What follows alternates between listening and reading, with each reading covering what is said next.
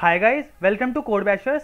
आज मैं आपको बताऊंगा कि हम कोड बीटा के इंपॉर्टेंट टॉपिक्स कौन कौन से हैं।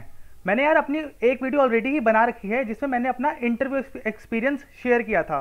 अगर आपने वो वीडियो नहीं देखी है तो आप वो देख सकते हैं, मैं लिंक उसका डिस्क्रिप्शन में डाल दूंगा।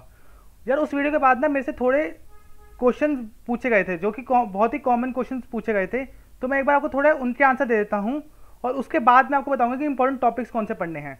जो मेरे से पिछली वीडियो में पूछे गए थे कि यार कि मेरी रैंक क्या थी, या मेरी रैंक ना अप्रॉक्स 2.3 के थी और मेरा जोन है दिल्ली, मतलब जोन 2 था मेरा। और यार मेरा जो इंटरव्यू है ना वो रैंक वाइज नहीं हो रहा है, वो कॉलेज वाइज हो रहा है। मतलब अगर आपके यहाँ रैंक चाहे 100 आई हो, लेकिन अगर आपको अभी तक कॉलेज में कोई इंटरव्यू नहीं हुआ है तो आपका इंटरव्यू कॉल अभी तक नहीं आएगी। तो जो इंटरव्यू हो रहा है वो कॉलेज वाइज हो रहा है। और यार टीसीएस का एप्लीकेशन फॉर्म, या जब इंटरव्यू की कॉल आएगी ना आपके पास, तो उनका एक और मेल आता है कि आप अगर आपने ये अपनी इन्फॉर्मेशन नहीं डाली है उनके प्लेटफॉर्म पे, तो आप उस लिंक से अपना इन्फॉर्मेशन डाल सकते हो, तो वो आपके पास आएगी जब आपका इंटरव्यू कॉल आएगा। और मेरे से यार यही पूछा था कि कोड लिखवा रहे हैं या नहीं लिखवा रहे। यार उन्होंने मेरे से या मेरे कॉलेज के किसी भी बंदे से कोड तो नहीं लिखवाया, लेकिन आप फिर भी अपने कोड बीटा के क्वेश्चंस को प्रैक्टिस कर लेना, देख लेना एक बार कि क्या पता वो आपसे थोड़ा बहुत फंक्शन लिखवा लें। लेकिन वैसे तो वो जनरली नहीं लिखवा रहे क्योंकि सारा प्रोसेस जो है वो वर्चुअल हो रहा है, तो ये बहुत मुश्किल है कोड लिखवाना। और यार ये भी क्वेश्चन था कि यार ये प्रोफाइल है, ये निंजा प्रोफाइल है या डिजिटल प्रोफाइल है। अब यार इसकी श्योरिटी नहीं है। यार किसी का इंटरव्यू अगर बहुत अच्छा होता है तो उसको सीधा डिजिटल प्रोफाइल दे देते हैं, या तो कभी और क्या होता है कि ये इंटरव्यू अच्छा होता है तो निंजा दे देते हैं और एक डिजिटल का अपॉर्चुनिटी दे देते हैं एक और इंटरव्यू के साथ। तो इसकी क्या कोई श्योरिटी नहीं है कि ये किस चीज़ के लिए प्रोफाइल है। तो ये क्वेश्चन थे यार जो पिछली वीडियो पे बहुत सारे बंदों ने पूछे थे, तो इसके आंसर तो ये हैं। अब मैं आपको बताता हूँ कि इंपॉर्टेंट टॉपिक्स कौन कौन से हैं पढ़ने के। यार एक डेटा स्ट्रक्चर एंड एल्गोरिथम है। इसमें तो डेटा स्ट्रक्चर एंड एल्गोरिथम बहुत वास्ट है, इसमें से वो पूछ तो कुछ भी सकते हैं, लेकिन फिर भी थोड़े बेसिक क्वेश्चन मैं आपको बता देता हूँ कि क्या क्या टॉपिक्स उसके अंदर पूछ सकते हैं। जैसे कि यार अपने कोड बीटा के क्वेश्चन को एक बार अच्छे से पढ़ लेना कि आपने क्या कैसे करा है। जनरली वो पूछ तो नहीं रहे हैं लेकिन आपसे पूछ सकते हैं फिर भी, तो एक बार कोड बीटा के क्वेश्चन को अच्छे से पढ़ लेना कि उसमें आपने कौन सा डेटा स्ट्रक्चर यूज़ करा है, कैसे उसको इंप्लीमेंट करा है, वगैरह वगैरह, ये सब पूछ लेना, ये सब पढ़ लेना। अब बात आती है कि यार आपको जो डेटा स्ट्रक्चर्स हैं, जैसे आपके हीप्स हैं, हैश मैप्स हैं, लिंक लिस्ट वगैरह हैं, ये सब की आपको इंप्लीमेंटेशन पता होनी चाहिए। सिर्फ थ्योरेटिकल इंप्लीमेंटेशन आपको पता होनी चाहिए, ज़रूरी नहीं है कि आपको उसका कोड भी आना चाहिए कि वो डेटा स्ट्रक्चर इंप्लीमेंट कैसे हो रहा है। एक बार उसकी थ्योरेटिकल इंप्लीमेंटेशन पढ़ लेना डेटा स्ट्रक्चर की, और इनके साथ इनके रियल लाइफ एग्जाम्पल भी कि यार जैसे स्टैक है वो रियल लाइफ में कैसे इंप्लीमेंट होता है, क्यू कैसे रियल लाइफ में इंप्लीमेंट होता है, ये सब भी पढ़ लेना। और यार ये हीप्स का जो टॉपिक है, अगला है हीप्स का टॉपिक, ये जो बहुत ही कॉमनली आस्क्ड क्वेश्चन है इंटरव्यू में डेटा स्ट्रक्चर में कि यार हीप्स क्या होती हैं और उनकी इंप्लीमेंटेशन। तो यार इसका इंप्लीमेंटेशन तो आप पढ़ लेना, इसमें अप हीपिफाई और डाउन हीपिफाई होता है, तो वो चीज़ एक बार पढ़ लेना, हीप्स एंड इंप्लीमेंटेशन।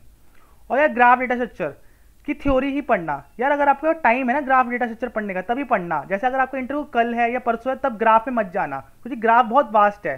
लेकिन अगर आपके सभी इंटरव्यू डेट नहीं आई है तो आप थोड़े से ग्राफ के बेसिक चीज़ें पढ़ सकते हैं। क्या एडजेसेंसी लिस्ट क्या होती है, मैट्रिक्स क्या होती है, एडजेसेंसी, ये सब आप थोड़ी बहुत चीज़ें पढ़ लेना। और थोड़ी बहुत थ्योरम्स लाइक क्रूस्कल वगैरह, इन सबको आप थ्योरेटिकल पढ़ना, जरूरी नहीं है कि आपको कोड आना चाहिए, थ्योरेटिकल ग्राफ की चीज़ें पढ़ लेना।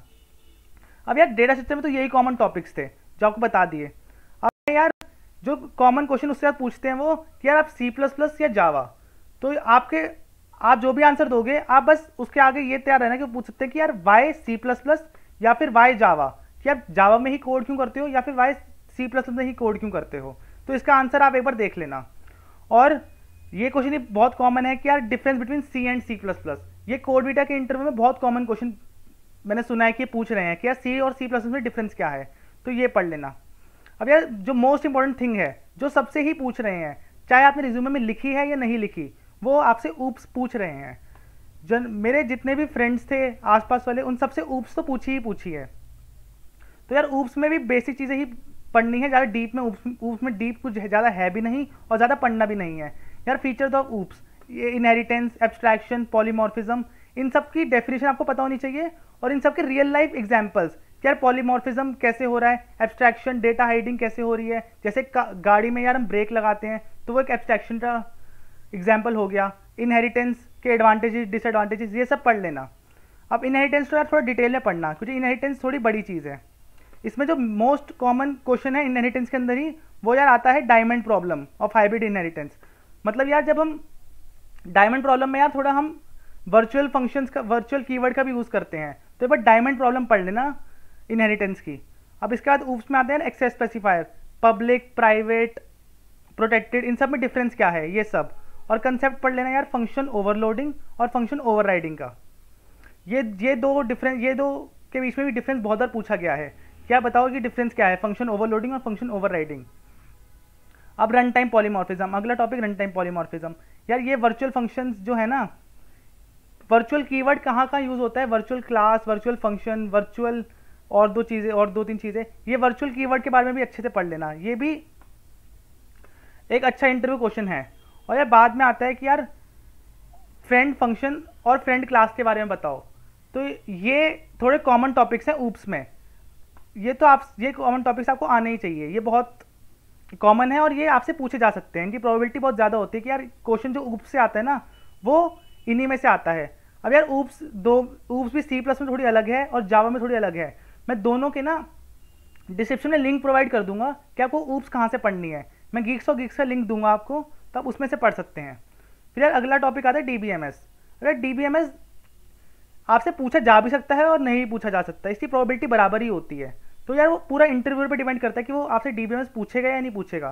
तो यार DBMS के जो कॉमन क्वेश्चंस हैं वो तो यार ये हैं कि difference between file system and database, what are ER diagrams, aggregate function. यार ये बेसिक क्वेश्चन है पर ये पूछा जाता है बहुत बार कि जैसे सम होता है, एवरेज होता है, काउंट होता है, ये सारे एग्रीगेट फंक्शन आपको पता होने चाहिए। टाइप्स ऑफ कीज, सुपर की, कैंडिडेट की, प्राइमरी की, ये सारी कीज क्या होती हैं, और डिफरेंस बिटवीन प्राइमरी की एंड फॉरेन की। और यार ये क्वेश्चन जो अगला क्वेश्चन है, हाउ डज फॉरेन की helps in maintaining referential integrity.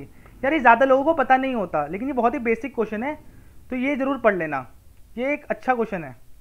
उसके बाद यार वही सारी चीज़ें, जॉइंस इन एसक्यूएल बहुत इंपॉर्टेंट हैं, ये पूछे जा सकते हैं। Left outer join, left inner join वगैरह, ये सब नेचुरल जॉइन, ये सब पूछे जा सकते हैं। और नॉर्मलाइजेशन, यार ये भी इंपॉर्टेंट टॉपिक है नॉर्मलाइजेशन। इसके यूज़ बताओ और एडवांटेजेस बताओ कि हम नॉर्मलाइजेशन यूज़ क्यों करते हैं और इससे हमें क्या एडवांटेजेस होते हैं। और यार नॉर्मलाइजेशन की सारी फॉर्म्स पता होनी चाहिए, first normal form, second normal form, third normal form और BCNF तक, ये सारी फॉर्म्स पता होनी चाहिए।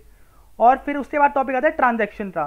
ट्रांजैक्शन में ज़्यादा चीज़ें पढ़ने के लिए तो नहीं है जो इंटरव्यू में पूछी जाती है, लेकिन यार ये एसिड प्रॉपर्टीज़, आपने सुना ही होगा कि ये बहुत ही कॉमन टॉपिक है एसिड प्रॉपर्टीज़ का, तो यार ये भी इंपॉर्टेंट है।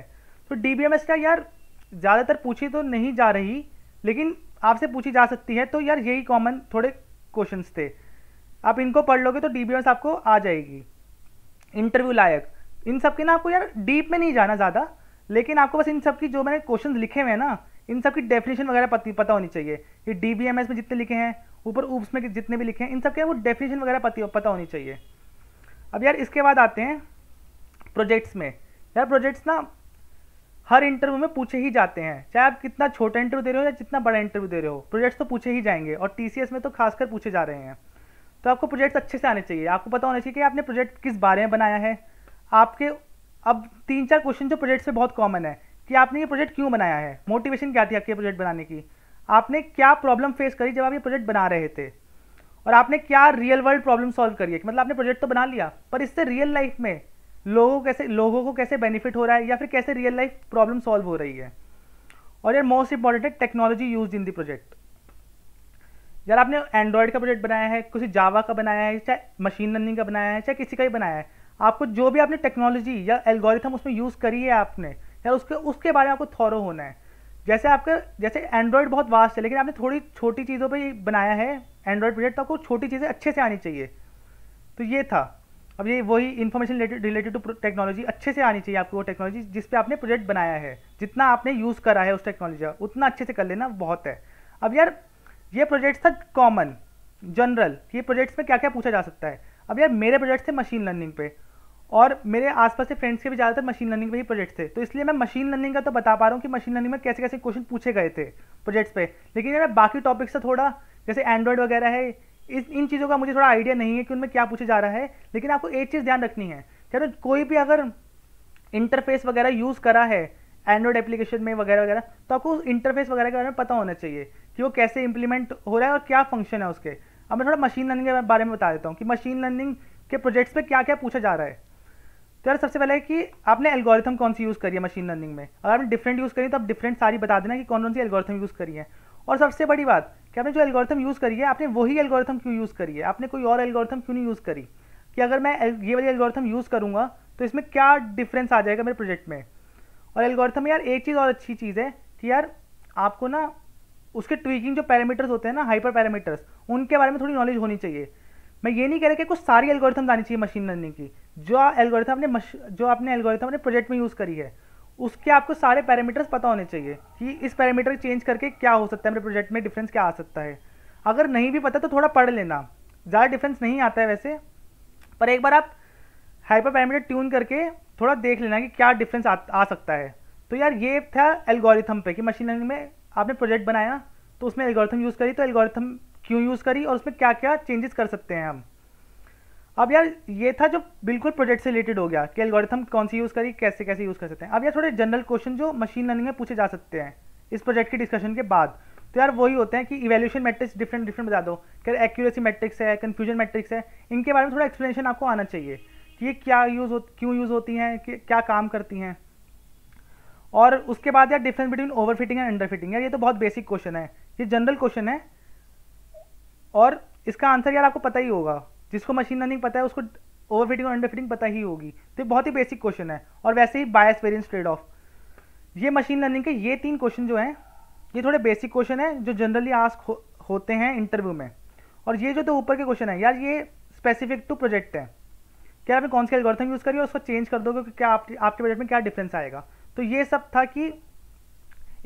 थे आपके इंपॉर्टेंट टॉपिक्स जो आपके प्रोजेक्ट्स में आपके इंटरव्यू में पूछे जा सकते हैं। और मैंने आपको पिछली वीडियो में भी एक बात बताई थी कि अपने अबाउट योर सेल्फ अच्छे से तैयारी करना और वही बताना उनको जो आपको आता है, क्योंकि अगला क्वेश्चन आपका उसी पे होगा।